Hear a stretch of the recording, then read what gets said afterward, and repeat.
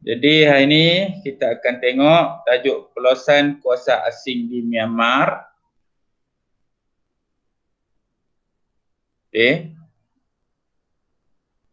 Peluasan kuasa asing di Myanmar ni kita bahagikan kepada tiga.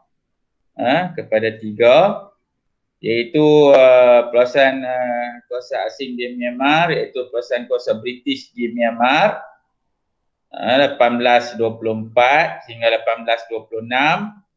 Kemudian 1852 sehingga 1853 dan satu lagi 1885. Okey, untuk slide ni kita akan tengok peluasan kuasa British di Myanmar 1824 hingga 1826. Okey, sebagai pengenalan, British ni okey, dalam meluaskan kuasanya terhadap Myanmar peringkat demi peringkat, iaitu bermula daripada Perang Inggeris Myanmar yang pertama, yang kedua dan seterusnya Perang Inggeris Myanmar yang ketiga. Okey, jadi peluasan kuasa British di hilir Myanmar ni berlaku melalui Perang Inggeris Myanmar yang pertama dengan termenterainya perjanjian Yang Davao pada 1824. Jadi British berjayalah meluaskan kuasanya terhadap Myanmar dan akhirnya berjaya menjajah Myanmar di atas faktor politik, ekonomi dan sosial. Okey, kemudian kita akan tengok faktor peluasan kuasa British di Myanmar. Kita akan tengok, kita akan bahagikan pada faktor politik, ekonomi dan sosial. Untuk yang pertama ni kita tengok dari segi faktor politik. Okey, iaitu faktor yang pertama adalah masalah sempadan arakan yang bermula apabila Raja Bauddhaupaya menaluki Arakan pada 1784 hingga menyebabkan Myanmar dia ada dua sempadan yang sama dengan British yang berada di wilayah Chittagong. Jadi pada 1811 ni masalah sempadan Arakan menjadi semakin rumit. Kemudian pelarian Arakan juga menggunakan wilayah British di India untuk menentang kerajaan Myanmar.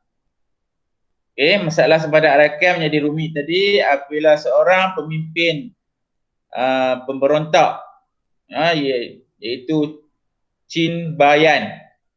Chin Bayan ni dia menyerang Arakan dari pangkalan Chittagong dan menawan Merohaung. Jadi Myanmar telah mensyaki pelarian Arakan ni minta bantuan dari British dan ini telah memburukkan lagi hubungan antara British dengan Myanmar. Okey, di bawah masalah politik tadi adalah ancaman daripada Perancis. Sewaktu British berperang dengan Perancis di India pada tahun 1782, Perancis telah mengambil kesempatan menghantar wakilnya iaitu Lakshmana de Saffron dan Castelnau de Bazzi ke India Selatan, tujuan untuk menegakkan semula kekuasaan di India. Kemudian usaha Perancis ini sangat membimbangkan British kerana kenapa Perancis merancang mempergunakan Myanmar sebagai tapak untuk menyerang British di India, memandangkan kedudukan Myanmar berhampiran dengan India. Okey, jadi Perancis juga telah membina pekalan dia di Mergui, Myanmar, demi untuk mencapai hasratnya. Jadi British telah bertindak balaslah dengan menghantar utusan dia ke Myanmar untuk memujuk istana Myanmar supaya tidak memenangkan Perancis menggunakan pelabuhan. Tetapi Myanmar enggan bertindak, enggan membuat demikian. Jadi British ni semakin bimbang apabila Napoleon tanda tangani perjanjian Tilsit dengan Rusia. Jadi perjanjian ini membolehkan Perancis bergerak ke India melalui Rusia. Jadi ancaman Perancis ni telah membimbangkan British. Okey. Kemudian dasar imperialisme agresif Myanmar. Ya. Jadi antara tahun 1816 hingga 19 Raja Bodhpaya ni menjalankan dasar peluasan kuasa yang agresif terhadap Assam, Manipur dan Cachar. Okey. Jadi Myanmar telah campur tangan dalam hal ehwal wilayah ini, telah melantik putera-putera raja yang menyokong Myanmar. Okey. Dengan melantik putera raja yang menyokong Myanmar, dan perkara ini tidak disenangi oleh golongan istana wilayah tersebut, kerana setiap kali tentera Myanmar pulang akan berlakulah pemberontakan kuasa. Okey, kemudian apabila Raja Bodhpaya mangkat, dia digantikan dengan cucunya iaitu Raja Bakidau. Okey, Raja Bakidau yang meneruskan dasar imperialisme Myanmar dengan bantuan Jeneral Mahabanduya. Kemudian Jeneral Mahabanduya telah menyerang Assam. Berkaitan serangan tersebut, dua orang putera Assam iaitu Chandrakanta Singh dan Purandar Singh minta perlindungan daripada British. Lalu mereka bangkit dan menentang Myanmar, tetapi gagal.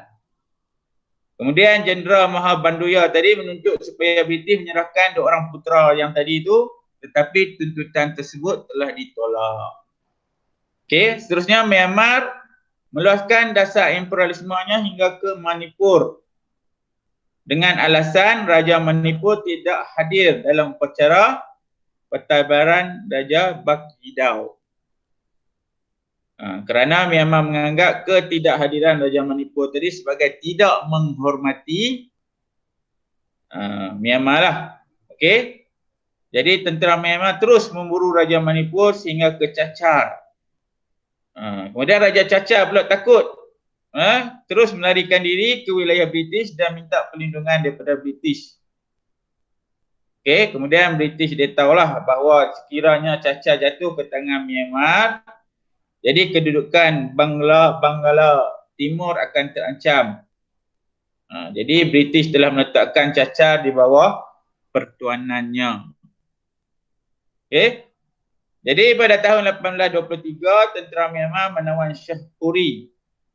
Melihat keadaan yang agak cemas itu, British dengan segera meletakkan Cachar dan Janita di bawah perlindungannya, sehinggalah British mengisytiharkan perang ke atas Myanmar pada tahun 1824. Ini kerana dasar imperialisme yang agresif daripada Myanmar telah merisaukan British. Kedudukan British dia sangat risaulah. Okey. Okey, kemudian kita tengok di bawah faktor ekonomi, iaitu British memang telah lama menjalinkan hubungan perdagangan dengan Myanmar sejak abad ke-18 lagi. Tetapi peluasan kuasa British hanya berlaku pada 1824. Jadi British ni memang ingin menguasai Myanmar kerana apa? Kerana Myanmar ni kaya dengan kayu jati. Jadi British bimbang dengan hubungan perdagangan antara Perancis dengan Myanmar akan menggugat rancangan mereka untuk menguasai kayu jati Myanmar. Jadi kerana British ni sangat memerlukan kayu jati untuk apa? Untuk kegunaan industri perkapalannya. Jadi dia memang target Myanmar ni kayu jati. Jadi dia takut nanti Perancis yang akan ambil alih. Jadi ketika itu juga British ni sangat mementingkan hubungan perdagangan dengan China. Okey, itu dari segi ekonomi. Kemudian kita tengok di bawah sosial, iaitu penentangan kebudayaan. Okey. Jadi hubungan antara British dengan Myanmar menjadi renggang kerana perbezaan kebudayaan. Jadi rakyat Myanmar menganggap kebudayaan mereka tinggi dan hanya menjalinkan hubungan diplomatik dengan Raja England. Jadi British datang ke Myanmar dengan tujuan mendapatkan konsesi perdagangan, seperti kebenaran membalak, Kemudian membuka jalan perdagangan dari Burma ke China. Jadi Burma, Myanmar ni sebagai membuka jalan ke China lah, jalan perdagangan. Serta menjalinkan hubungan diplomatik untuk menyelesaikan masalah sempadan. Sebab Myanmar ni dia dekat dengan China. Kemudian British berasa terhina dengan layanan Myanmar yang menganggap mereka sebagai pembawa ufti yang mesti mematuhi adat menyembah Raja Myanmar, seperti menanggalkan kasut dan duduk bersila di atas lantai sebelum menghadap Raja. Mereka menganggap terhina. Dan ini menyebabkan beberapa kegagalan dalam utusan British seperti utusan Saimes pada 1795 dan 1802, kemudian diikuti oleh utusan Canning pada 1803. Kita tengok contoh, John Canning ni terpaksa pulang ke India. Akibat daripada layanan buruk oleh pegawai istana Myanmar. Myanmar enggan mengadakan hubungan diplomatik secara langsung dengan Governor Jeneral India kerana dianggap tidak setaraf dengan Raja Myanmar. Jadi dengan penentangan kebudayaan ini membawa kepada ketegangan dan putusnya hubungan diplomatik antara British dengan Myanmar. Okey, jadi sekian untuk yang pertama ni. Okey. Jadi